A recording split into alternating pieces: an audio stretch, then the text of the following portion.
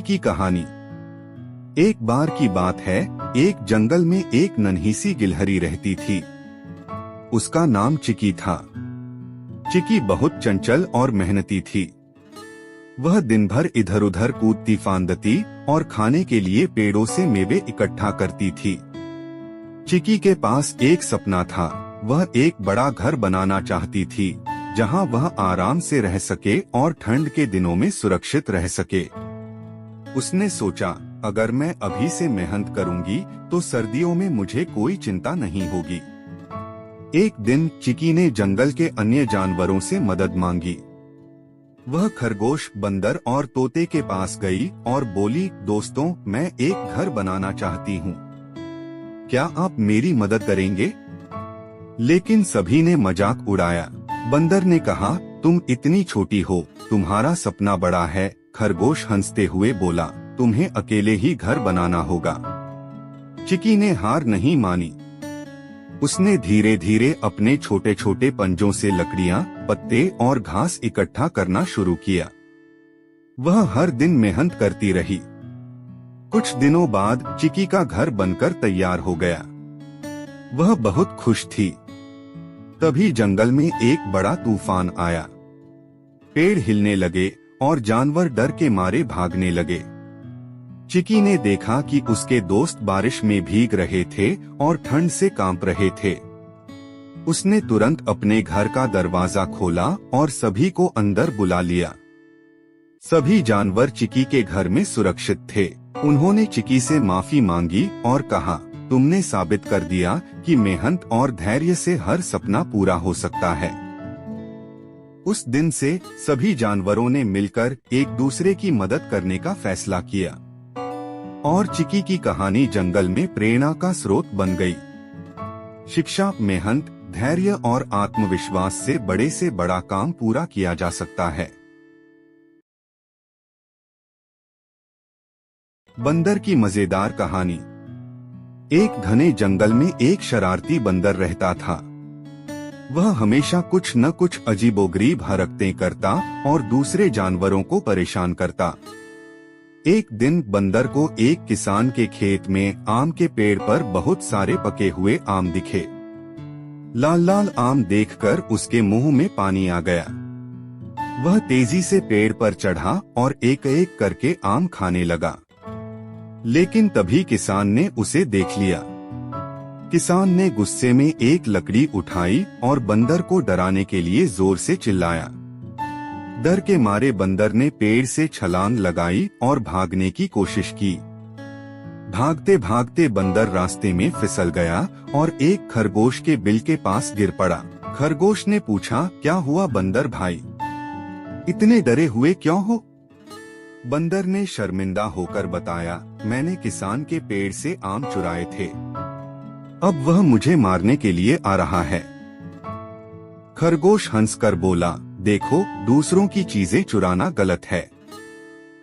अगर तुम माफी मांगोगे तो किसान तुम्हें माफ कर देगा।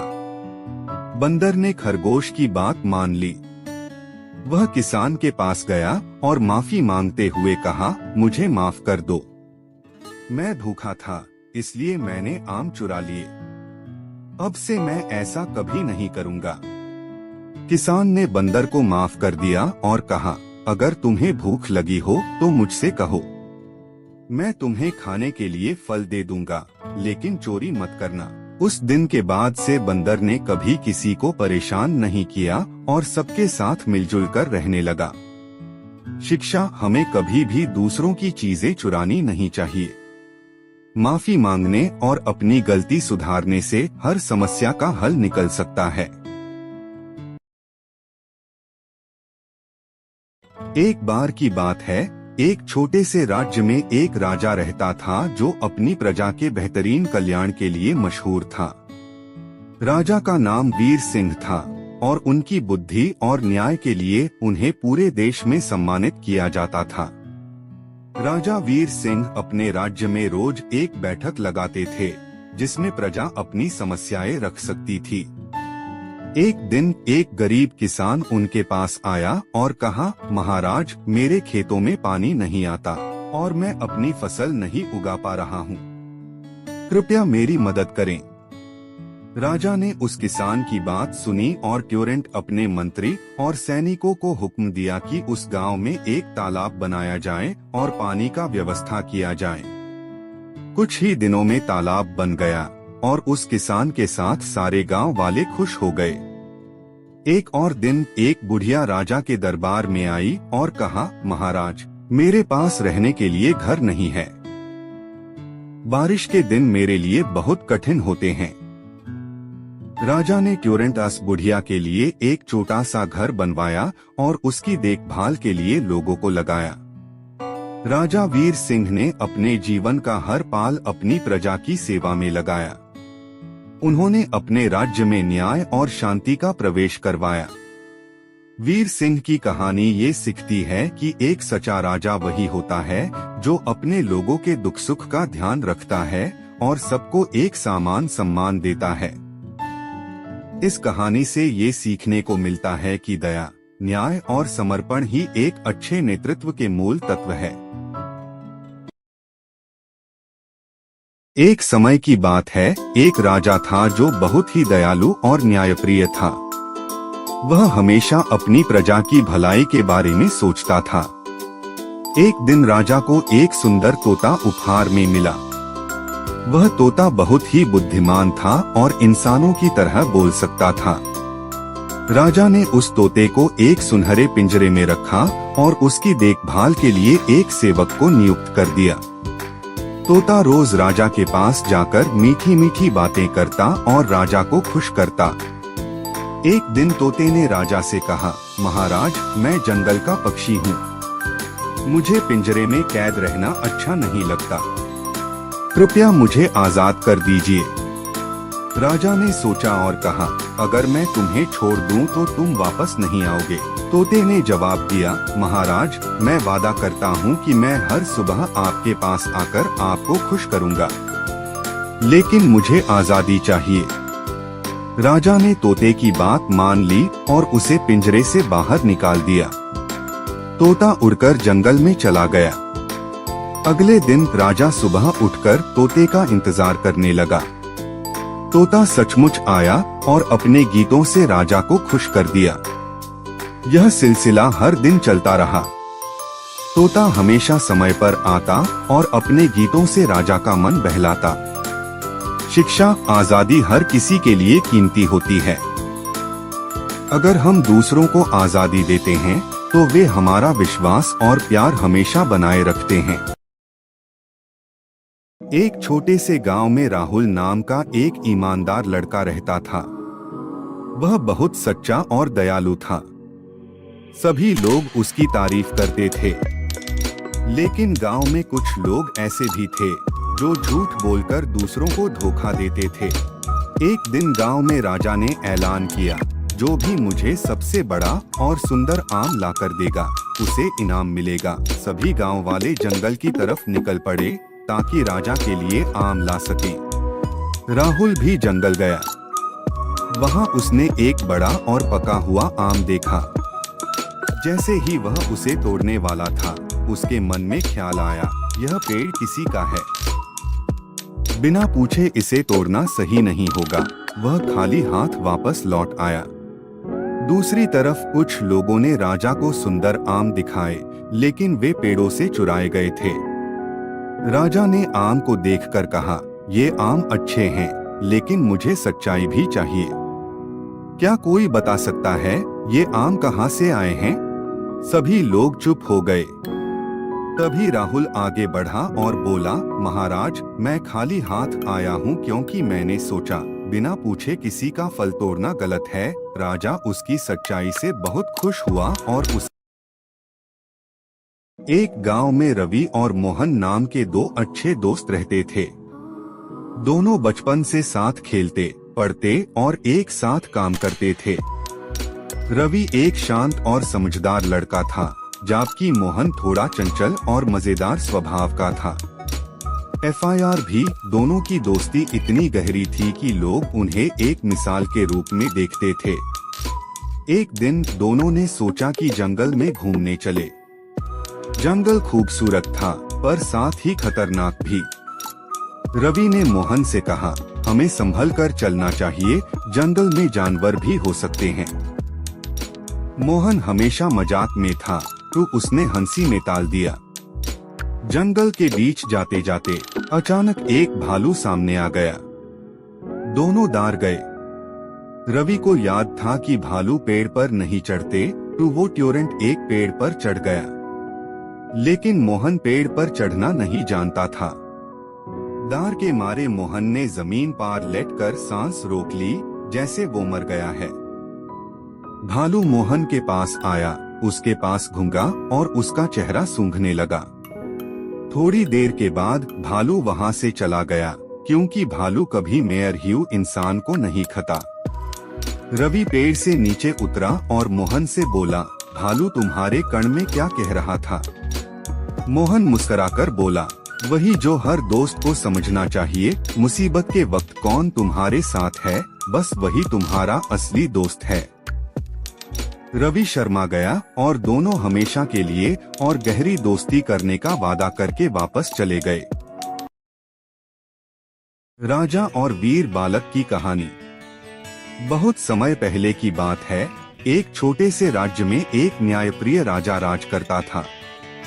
वह राजा अपने साहस और बुद्धिमत्ता के लिए प्रसिद्ध था। उसके राज्य में सभी लोग खुशी खुशी रहते थे। एक दिन राजा के दरबार में एक बूढ़ा व्यक्ति आया। वह डर और चिंता से कांप रहा था। उसने राजा से कहा, महाराज, हमारे गांव पर एक भयंकर राक्षस ने कब्जा कर लिया है। वह हमें हर महीने अपने लिए सोना और खाना लाने को मजबूर करता है। कृपया हमें बचाइए।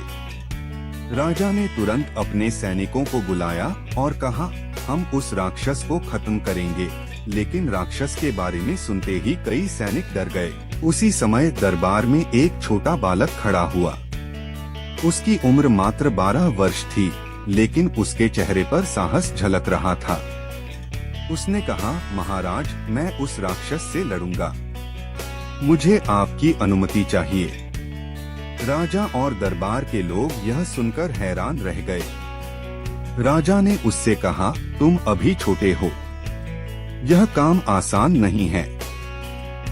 लेकिन बालक ने दृढ़ता से कहा, महाराज, मेरी माँ ने मुझे सिखाया है कि अन्याय के खिलाफ खड़ा होना हर किसी का कर्तव्य है। मैं राक्षस का सामना करूंगा। राजा ने उसकी वीरता देखकर उसे अनुमति दे दी। बालक ने अपनी तलवार और धनुष उठाया और जंगल की ओर चल पड़ा। जंगल में पहुंचकर उसने देखा कि राक्षस एक गुफा में बैठा हुआ था। बालक ने अपनी चतुराई से गुफा के पास आग जलाई, जिससे राक्षस बाहर निकल आया। जैसे ही राक्षस बाहर आया, बालक ने अपनी धनुष से तीर चलाया और राक्षस के कमजोर स्थान पर वार किया। राक्षस घायल हो गया और जोर से चिल्लाया, मुझे माफ कर दो वीर बालक, मैं अब कभी किसी को परेशान नहीं करूंगा। बालक ने कहा, अगर तुम सच में पछता रहे हो तो जाओ और कभी वापस मत आना। राक्षस डर के मारे वहां से भाग गया। बालक ने गांव लौटकर सभी को यह खुशखबरी दी। राजा ने बालक को सम्मानित किया और कहा, तुम सच्चे वीर हो।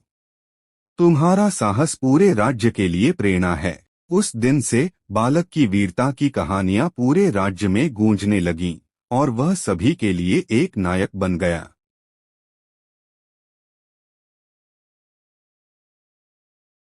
एक गांव में रामू नाम का एक ईमानदार किसान रहता था। रामू गरीब था, लेकिन उसके दिल में सबके लिए प्यार और दया थी। उसका सबसे अच्छा दोस्त उसका एक बैल था, जिसका नाम भोला था। भोला सिर्फ बैल नहीं, बल्कि रामू के लिए एक परिवार का हिस्सा था।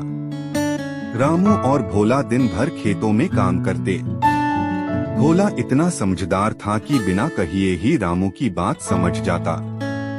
जब रामू थक जाता तो भोला खेतों में अकेला हाल चला लेता। रामू उससे हमेशा प्यार से बात करता और अच्छे से खिलता। एक दिन गांव में मेला लगा। मेला में बैलगाड़ी की रेस होने वाली थी। रामू के दोस्तों ने कहा, रामू, तुम और भोला इस रेस में जरूर जीतोगे, तुम्हें हिस्सा लेना चाहिए। रामू ने सोचा, अगर हम जीत गए तो इनाम के पैसे से नई फसल के लिए बीज ले सकते हैं। रेस का दिन आया। बहुत सारे गांव के लोग अपने ताकतवर बैल लेकर आए। कुछ लोग बड़े बड़े और महंगी बैल लेकर आए थे, लेकिन भोला तो बस एक आम बैल था। सब लोग हंसने लगे और बोले, रामू, तुम्हारा भोला तो इतना ताकतवर नहीं लगता, तुम कैसे जीतोगे? रामू ने भोला के कण के पास जाके कहा, भोला, हमें बस अपना बेस्ट देना है, मुझे तुम पर पूरा भरोसा है। रेस शुरू हुई। भोला और रामू ने अपनी पूरी शक्ति लगाई। धीरे धीरे भोला सबसे आगे निकल गया। सब लोग हैरान रह गए कि एक आम सा बैल इतना ताकतवर कैसे हो गया। आखिर में भोला और रामू ने रेस जीत ली। लोगों ने तालियां बजाई और रामू की ईमानदारी और भोला की मेहनत को सलाम किया। इनाम के पैसे से रामू ने अपनी फसल के लिए अच्छे बीज खरीदे और भोला के लिए अच्छा खाना। ये कहानी दिखाती है कि सच्ची दोस्ती और मेहनत के साथ कुछ भी मुमकिन है, चाहे दुनिया आपका मजाक क्यों ना उड़ाए।